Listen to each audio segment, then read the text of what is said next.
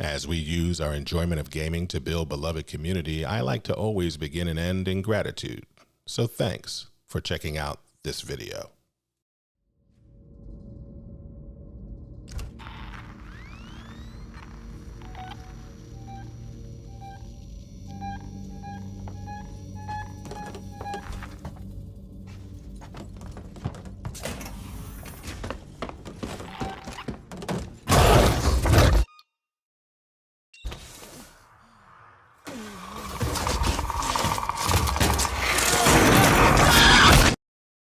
So, video number 4.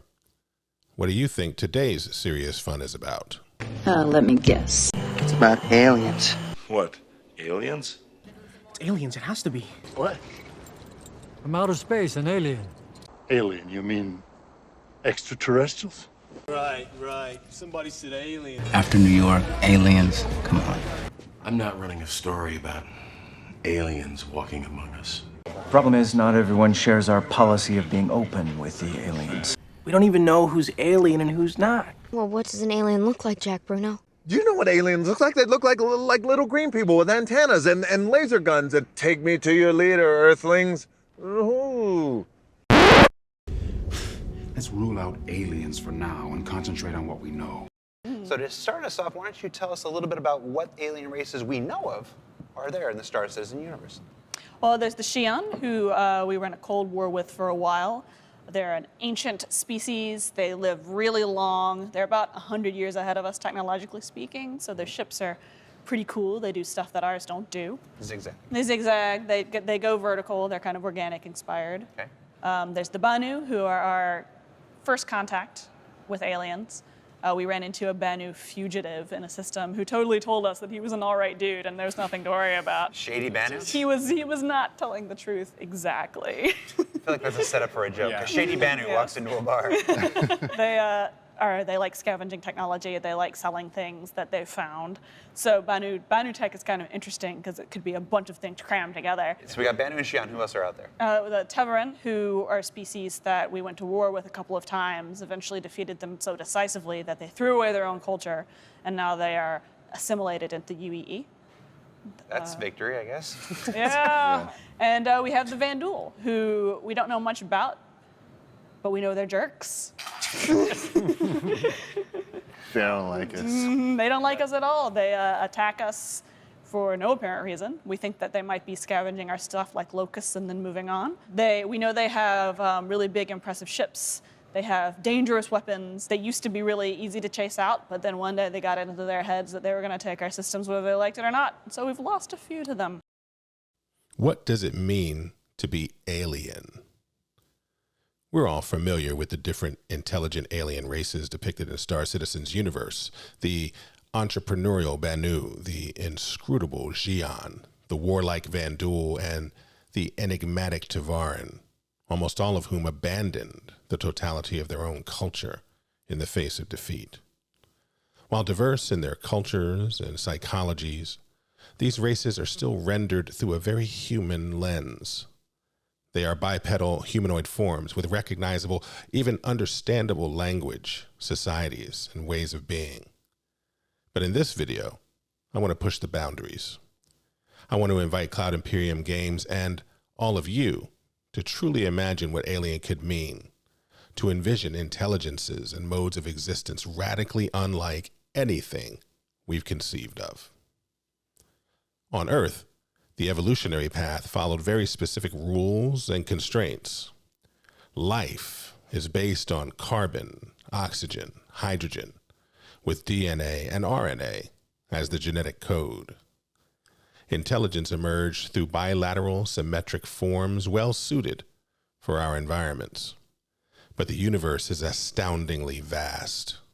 What if entirely different rules and environmental conditions gave rise to intelligences utterly divergent from this path? Not just exploring new varieties of humanoid forms, but imagining alien in the deepest sense. Life forms with biologies and psychologies so incomprehensible, they shatter our whole framework of alienness itself. Other significant sci-fi have done generally a poor to average job at doing this. It is the rare book, such as Rebecca Orr's Becoming Alien trilogy or Becky Chambers' The Long Way to a Small Angry Planet, or even Ian Banks' Culture series that seeks to even try to begin to imagine the authentic other outside humanness. Let's use our own creativity to speculate.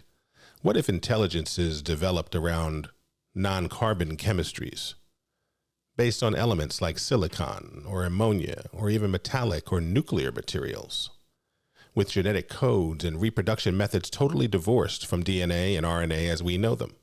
What if, instead of individualistic intelligences, dominant life forms existed as interconnected hive minds, vast group consciousnesses, inhabiting fleets of drones, each one just a cellular vessel in service of the whole?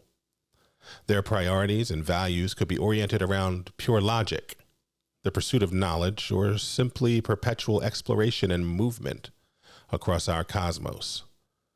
Imagine no centralized unitary being. Or imagine evolved bacteria that, even without a nuclear membrane, have evolved some other form of hive-mindedness beyond binary fission, or because of it. Their sensory experience of reality could be completely disassociated from vision, hearing, or conventional senses that we're familiar with. Perhaps their understanding flows through high-dimensional planes we cannot begin to comprehend. They may not conceive of individuality or self at all in the same manner. Some of these speculative intelligences may not even reside in biological vessels as we know them. They could be forms of sentient computational plasma, or disembodied software minds that transcended all physical form, dark energy condensates, ones that model entire universes in their own networks.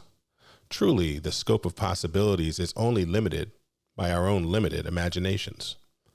The point of exploring these ideas is not to say that they definitely or even likely exist somewhere across the stars. Rather, it is a creative exercise to break us free of the innate limits and anthropocentric bias in how we currently frame alienness, to redefine our very conception of what alien intelligence and existence could be. In this video, I'll focus on the things we know and don't know about one currently undefined and, as a result, currently open to speculation, race in Star Citizen, the Kurthok. From the Galactopedia, found in the ARC space station, Tyak 1, Tyak system. The Kurthok are a spacefaring civilization indigenous to an unknown area of space. Little is known about them other than their involvement in a period of turmoil in Xi'An history called the Spirit Wars. The Xi'An have strict laws in place preventing the populace from interacting with the Kurthok and have refused to fulfill information requests from humans. While some human explorers have made attempts to locate jump points into Kurthok territory, none have so far been found. In 2943, the UEE Senate discussed establishing contact with the Kurthok, but ultimately decided against potentially jeopardizing diplomatic relations with the Xi'An.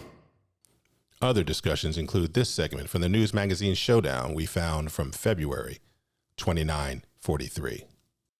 Welcome to tonight's episode of Showdown. Tonight we're joined by Mark Coe, SSN's foreign policy consultant. Glad to be here. At the start of this quarter's session, the Senate officially opened discussions as to whether the United Empire of Earth should attempt to establish relations with the Kurthok. They've been a hot topic since their existence was revealed late last year. Due to their tumultuous history with the Xi'An Empire, the issue has been a political and logistical minefield. So Mark, we'll start out with the basic question. Should the UEE attempt to contact the Kurthok? Absolutely. Frankly, I'm stunned that the government's just getting around to discussing this now. The Kurthok are a sentient, spacefaring race, and we know next to nothing about them. We should, at the very least, attempt diplomatic relations. Unfortunately, it's not that simple. We're not talking about the Banu or even the Vanduul. The Kurthok systems are truly, truly distant from us, and on the other side of the Xi'An Empire. What are we going to tell the Xi'An? Hey, Don't mind us. We're just passing through to try and broker a trade deal with your sworn enemy. I'm sure that'll go over well. They, the Kurthok and the Xi'An, aren't at war now. Why should the Xi'An care? I think you're being too dismissive of our new compatriots in nascent areas of shipbuilding, industry, and commerce. Yeah, they have a long lifespan, so there are still Xi'An veterans of the Spirit Wars, but I think we can all agree that the Xi'An, as a race, simply don't run on emotion. Fine. And fair enough, so they won't overreact. But won't they absolutely see it as a strategic disadvantage to have two civilizations, one civil but tense and the other hostile, surrounding them? Again, I think you're underestimating the Xi'An. Sure, we aren't the best of friends, but you're treating them like it was the height of the Messer era? I think it's silly not to open up a channel of communication with another species with the hope of exchanging ideas, history, and culture simply because it might annoy the Xi'An. Well, sorry, but this is diplomacy for real. There aren't a lot of opportunities for takebacks, and importantly... Are you serious? I'm not done. Diplomacy is all about takebacks. What are... Please let me finish. The Xi'An Emperor has repeatedly stated that the Kurthok are an enemy of the Xi'An. If we attempt to contact the Kurthok, the Xi'An are going to factor that into their relations with us, which will ratchet up their military presence along our border, even as a precaution, which will cause us to match them. Next thing we know, we're back in a mirror state. And I'm still not hearing a solution outside of sheer espionage regarding crossing Xi'An territory to even get to the Kurthok. So you're suggesting that we just ignore them? Oh, not at all. I think we should go through the Xi'An. What do you mean? We let the Xi'An know our intention to contact the Kurthok, make them part of the process. You said yourself that Emperor Kurai regards the Kurthok as enemies of the Xi'An Empire. You really think they'd go for that? Maybe. Maybe not. But it's one way to communicate without alienating them. Who knows? Maybe it'll help smooth relations between the two of them. I don't know, and neither do you. And because we don't know, I'm going to disagree. It sounds like you're opening a large window of opportunity for the Xi'An to compromise diplomacy. Who's underestimating them now? Well, if you're using them as middlemen, and it's in their best interest to keep us from establishing a beneficial relationship with the Kurthok, why wouldn't they manipulate the situation to their advantage? Hell, I'd be shocked if they didn't do that. But it's, at a minimum, a solution to the astrographic issue of their location. I suppose, but it's naive to think that the Xi'An will forget centuries of war and animosity and suddenly play nice.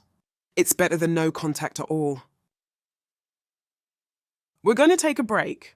When we come back, you know what time it is. Time for controversial lobbyist Cornel Mars to join us. Mars made all the headlines recently with his unique perspective on the Kurthok situation. So join us as we reload for another showdown. Unknown alien race, unknown biology, spirit wars. The possibilities for the Kurthok boggle the mind. Star Citizen is a portal to envision such possibilities. So envision with me a Kurthok race that would engage in a spirit war. Instead of being confined to planetary bodies at all, maybe the Kurthok have emerged at a subatomic level. Self-replicating clouds or lattices of plasma capable of harnessing energy from the quantum vacuum itself. Unconstrained by biological processes tied to mass, these beings could likely exist in high radiation environments we would find extraordinarily hostile. And what of their genetics and reproduction? Carbon-based life utilizes DNA and RNA to encode biological instructions across generations, but an entirely different biosphere may have evolved entirely different systems for transmitting hereditary data and traits, perhaps based on exotic forms of crystalline patterning or the like. Or the Kurthok may not even reproduce through direct biological duplication, but rather ultimate forms of technological transcendence, using, as one example, self-replicating nanoscale constructor clouds to perpetually redesign and reform themselves across cosmic timelines. The Xi'An might, rightly, truly fear them.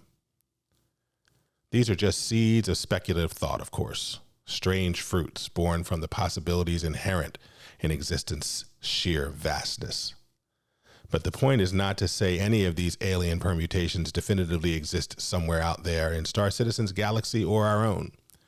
It's to rupture the innate anthropocentric limits in how we currently frame the potentials of alienness in the cosmos and in Star Citizen. Because if there is one arrogance we must continue shedding as an intelligent species, it is the assumption that our current experiences and categories of existence are the only valid and intelligible modes, that the very concepts we've constructed and derived, life, intelligence, consciousness, purpose, are the full extent of the possible or permissible configurations that could arise from this universe. Star Citizen is a gateway and a canvas to envision such possibilities, a chance to expand our perspectives and our philosophical horizon into the furthest reaches of alienness we can currently fathom, not just to populate a sci-fi universe with new cannon fodder species or slight cultural variants on terrestrial life, but to truly shatter our blinkered conventions and give form and voice to the incredible alienness beyond alienness that might, I would argue that must, encompass the deepest and unexplored domains of existence itself.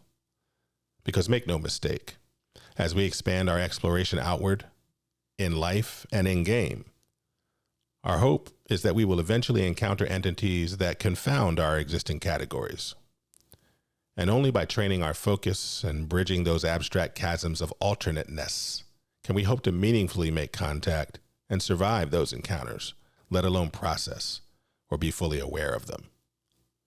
Perhaps this all sounds like bizarre and unnecessary philosophical navel-gazing, but it is exactly this speculative openness, this willingness to conceive the unconceivable that lies at the heart of all great discovery and transcendence. Virtually every revolution in human knowledge and consciousness began by shattering some presumed cardinal truth, some dogmatic framework we had mistaken for the full picture. The greatness of any civilization, in the end, is measured by its cosmological curiosity, its appetite for illuminating new frontiers of existence rather than staying confined in parochial knowns. And sci-fi realms like Star Citizen provide perfect arenas for conducting those expansive thought experiments, for conditioning ourselves to unlock from our ingrained perceptual prisons. So writers and artists and designers and programmers at CIG, I challenge you to unleash the fullness of your professional powers upon this universe and universe sim. Dismantle our conventional templates, explode our figurative and cognitive categories, and construct universe simulation spaces to steep us in new phenomenologies of the alien. Bring us beings and entities and experiences so primordially foreign, so stripped of terrestrial analogy, that they trigger ontological vertigo. For only in doing so can we expand the cosmic navigational skills required to brave the true hyper-alien thresholds which inevitably loom ahead. And to all you citizens, players, and dreamers out there, bring me your most delirial xenogenic longings. Share with me below the utterly alien that's been gestating in your skulls. Inscribe us new xenocologies to rip our minds free from our anthropic horizons. I'll explore the most fascinating and expansive of these visions in future videos, for it is our boundless duty to keep escalating these alien thoughtscapes so that someday we may encounter the truly other with open-minded awe rather than sheer, uncomprehending panic. The Mysterium Tremendum awaits. If you've gotten this far, you've made it to the end, and you definitely care about this Star Citizen project the way I do. Maybe, just maybe, you care about this channel as well. As CaptainSeriousFun across the net, we'll use the YouTube platform to explore big questions in Star Citizen and in gaming as a whole with longer form content. We'll use Patreon to curate community through our org, a pretty cool org, and through early access to these videos. Use Twitter for hot space opinions, and use Twitch Mondays, Wednesdays, and Fridays from 7 to 10 p.m. Eastern Time to simply play the games we love. My hope is to hear from you in the comments and that you'll like, subscribe, and connect. Nothing is more important, particularly in this moment in our lives, than authentic dialogue and connection. That we seek to value each other enough to hear each other out. That takes effort. So thanks again for being here, and take care.